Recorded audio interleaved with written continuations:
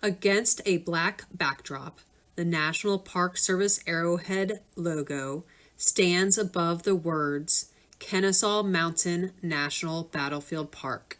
Against a dark gray backdrop are the words the 157th commemoration of the Battle of Kennesaw Mountain, artillery at the 24-gun battery.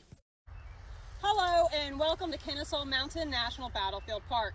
My name is Ranger Amanda, and today we are here at the 24-gun battery as part of the 157th Battle of Kennesaw Mountain commemoration, and we're going to talk a little bit today about the artillery at the 24-gun battery. Now behind me we are located in the field, and right behind the field is a wooded area. In addition to that, you have a 3-inch ordnance rifle, which is a black cannon on its carriage, and its limber, or its artillery chest, is quite a few yards away from that. And you have a detachment of Union soldiers, so they have a dark blue wool jacket and sky blue pants. And we have about 8 men that are located behind me on that gun at each one of the positions. A little off to my right, your left, is a tent that is set up for a medical display and have kind of that tent life of times during the Civil War. In addition to that, I have Mr. Andy Cole here with me, who's going to talk a little bit about the artillery, and then you'll see a firing. So with that, I'm going to pass it on to Mr. Cole. Mr. Cole? Thank you, Ranger Corbin. Well, again, hello and welcome to Kennesaw Mountain National Battlefield Park.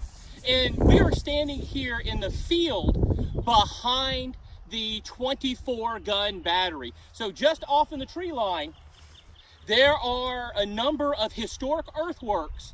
And if you go down the line, looking at each of them, you will see where there were 24 Union cannons.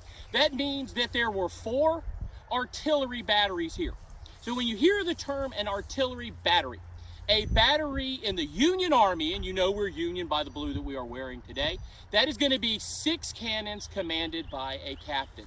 In the Confederate Army, it was 4 cannons to a battery commanded by a captain.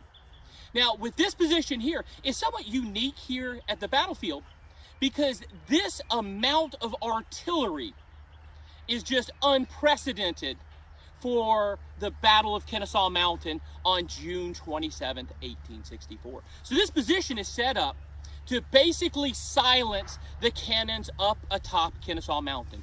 You see, the Confederates, they're going to use their cannons defensively. They're going to take their cannons and spread them out all along the line. That way, no matter where the Union Army attacks, there will be cannons there to meet them. Well, with the Union Army, since we have more cannons, there's 254 cannons in the Union Army under General William T. Sherman, to about 170 cannons under the Confederate Army. The Union Army, we will mass our artillery. So what we will do is put 24 guns in a line, firing at Big Kennesaw, Little Kennesaw, and Pigeon Hill. There was a signal station atop Kennesaw Mountain where the Confederates, they used it to observe the area. And very quickly, the soldiers, the artillerymen here at the 24-gun battery, they saw, oh, the Confederates are up there and they're waving their signal flags, and began firing their shots. And the shots were so accurate from this position, they actually hit the tree above one of the signal officers, scattering all of the signal officers off the top of the mountain. And there is archaeological evidence supporting that. A cannonball has been found. It's actually found by a park visitor in the trail on top of Kennesaw Mountain, which brings me to my preservation note. If you find any artifact here at Kennesaw Mountain National Battlefield Park, you gotta let the Rangers know, because all the artifacts here belong to all of us. So with that being said, the effect of this position, I could talk about it from the Union perspective. They talked about firing guns, but I think there's a Confederate story that tells it best on how effective the position behind me was. Up on top of Little Kennesaw Mountain, there was a Confederate staff officer. he told the cannoneers up there, he said, I want you to fire off a shot so we can see how many guns reply and we can count them by their smoke.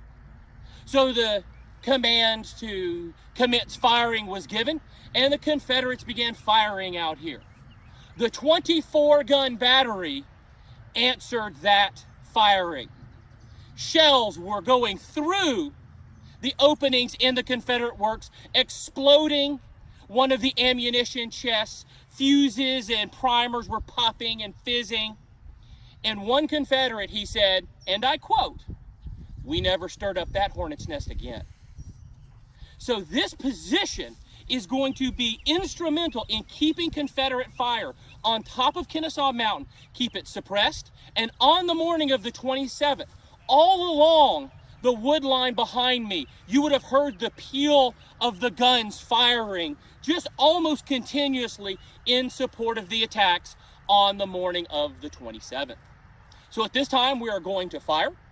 So I am going to step out of the way so you can have a good unobstructed view of the cannon and the limber. So at this time, gunner, commence firing.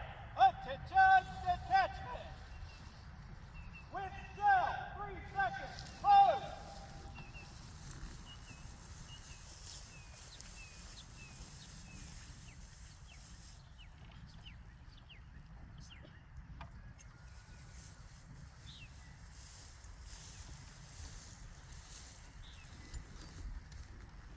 Gunner, shell, 3 seconds.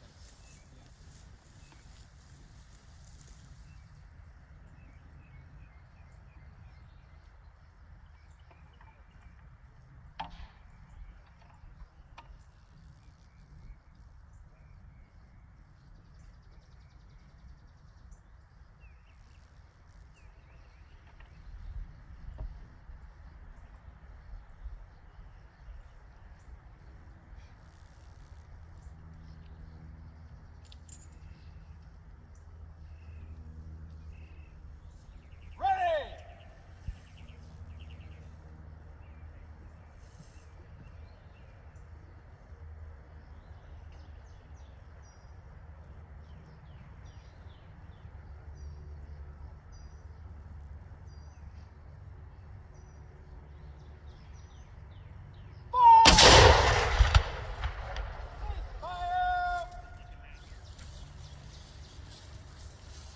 Well, we hope you've enjoyed this demonstration of our artillery crew here at Kennesaw Mountain as part of the 157th battle anniversary of Kennesaw Mountain. Stay tuned to more programs this weekend to commemorate our anniversary. Like us on social media, and please stay tuned for more programming. Have a great one. Against a dark gray backdrop are the words, "Thank you for joining us for the 157th Battle of Kennesaw Mountain." For more programs, please like and subscribe to our social media sites.